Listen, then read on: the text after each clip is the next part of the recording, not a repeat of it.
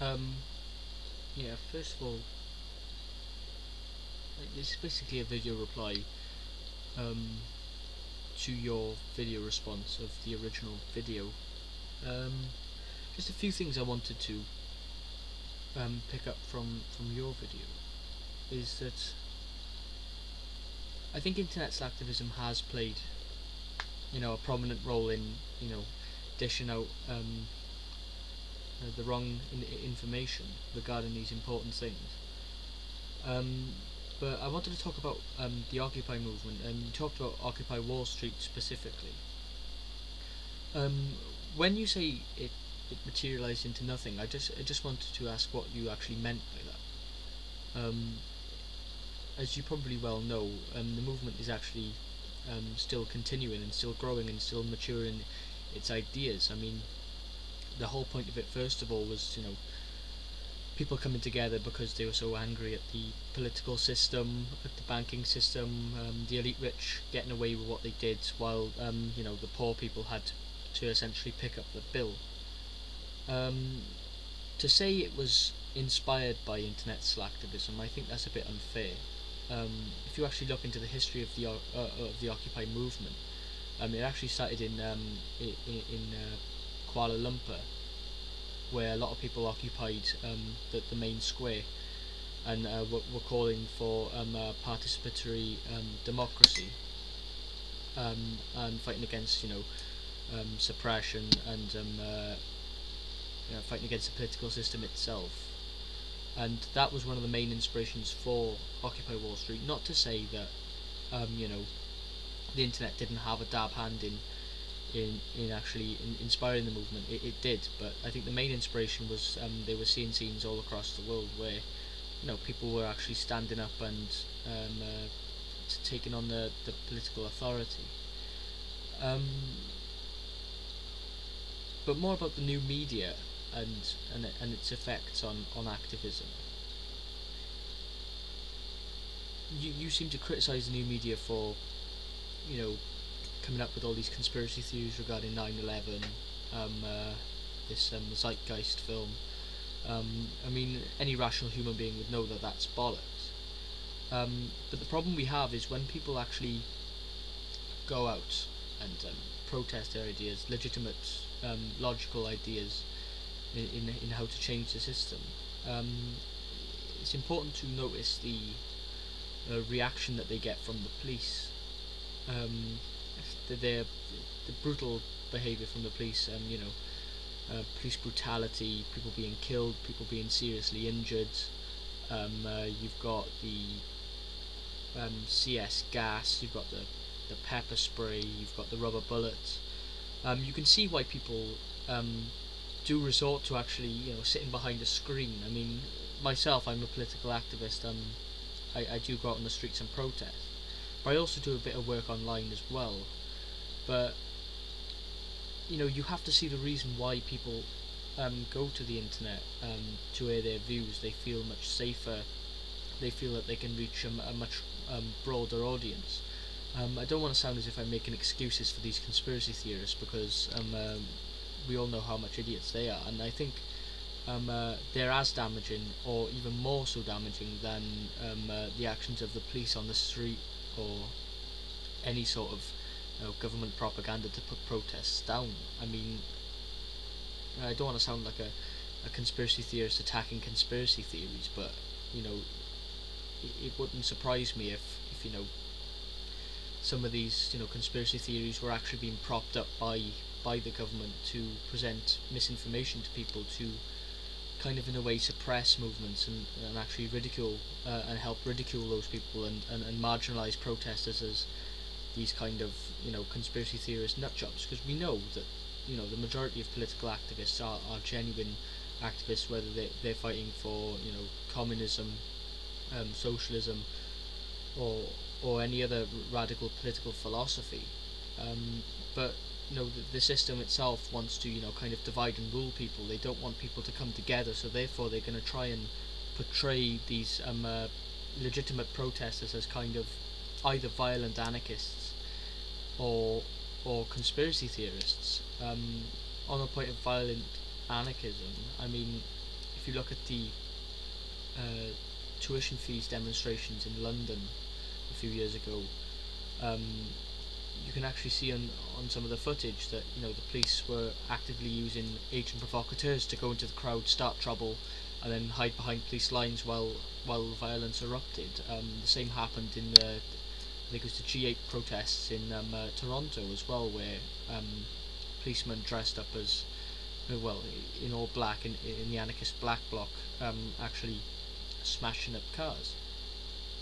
So it's kind of difficult one. I mean, with Coney as well. Um, I agree that it was a sincere effort on behalf of the people who got attracted to it. There was very good intentions behind it, but I think politically, if you look at it, many of those people were very naive. I mean, if you look at what I forgot their name now, Invisible Children, that's the one. If you look at what Invisible Children were actually advocating, they were actually advocating and supporting US intervention into Uganda. I mean, any political activist on the left would say that's a bad idea. We've seen where Western interventions has got us before. I mean, in Iraq and Afghanistan, I mean, you don't have to talk about that too much to explain how much of a disaster that was. In Vietnam, all we saw was carnage and terror. So I think what we need really on political activist front is kind of a direction. I mean, you talked a bit about how you have your own personal gripes with the Occupy movement because there's so many different ideas. I mean, the reason for that is because it's really a movement of the first of its kind where people have actually come together and started discussing different ideas and working different ideas out. And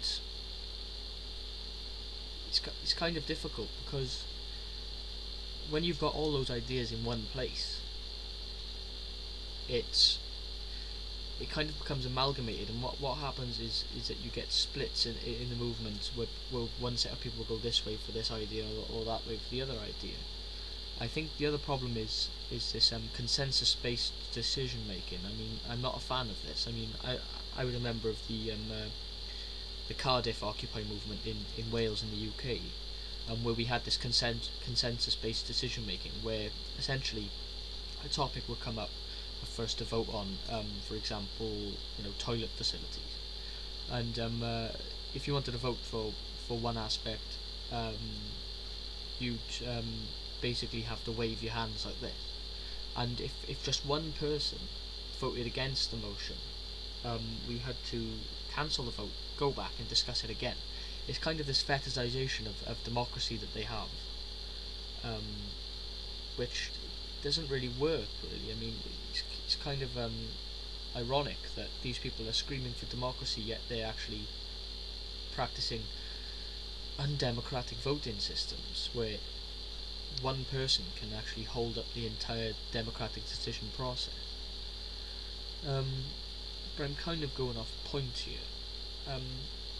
What I'm trying to say is that there's a reason why these sincere people are actually getting involved, and there's a reason why they actually are pulled into these conspiracy theorist ideas. It's because there's a lack of an organised movement out there actually showing any direction, showing any alternative to them. So they go and seek their own alternatives, and they believe that the most viable alternatives, the most attractive alternatives, are those from the conspiracy theorist movement. But that's why the Occupy movement's gone a bit stale. It's because of a lack of organisation there. There's a lack of a genuine left-wing force. There's a lack of a democratically elected leadership. And Occupy Wall Street has gone so bizarre. I mean, it started off being anti-democrat and anti-republican and anti-banks. Now it's actually endorsing Obama. That just shows what happens when a movement really has no leadership, really has no ideas to take it forward. It actually, goes stale and actually turns into kind of a reformist movement, or actually turns to conspiracy theorists theories to answer their problems. So yeah, those are basically my main points to your video. I mean, I wouldn't say that the Occupy movement has materialised into nothing. I think it has done excellent things in terms of actually bringing people together, discussing different ideas. It's got people thinking. I think it's worth noting that it's still continuing. I think it's still growing. It's still maturing. I mean, it's still alive and well all over the world. I mean, you have to just look at the protests in Canada, in Mexico now as well, which are all being completely ignored by the mainstream media, at least here. And that these people are genuine, even if they do believe in all this horse shit that 9/11 was an inside job. I mean, there's a reason why they believe in that. It's kind of an indictment of the current system. People are so unhappy with it. People have seen how much the bankers have got away with it. They've seen them receive multi-million pounds in bonuses. They've seen the big corporations dodge tax, and while all these things are happening right under our nose and people are realising it, they're then putting two and two together and coming up with five really, and saying, well, if that's going on under our nose and no one's stepping up, what could have happened on 9/11? I mean, the government could have planned that. I mean, obviously we know that's a load of rubbish, but we have to see and analyse and study where these people are coming from and actually set them in the right direction. The reason they believe in these things is because there's a complete lack of political understanding, complete disregard for the scientific method, I think, as well, because they believe that the system owns the whole scientific community, and these are genuine problems that we have to face as activists, and I can't stress enough, we do need a genuine political force, an organised genuine political force who can put these ideas forward and actually take the movement moving forward and get past all this conspiracy theorist bullshit, get past internet slacktivism, and actually get on the streets and produce something. Cheers.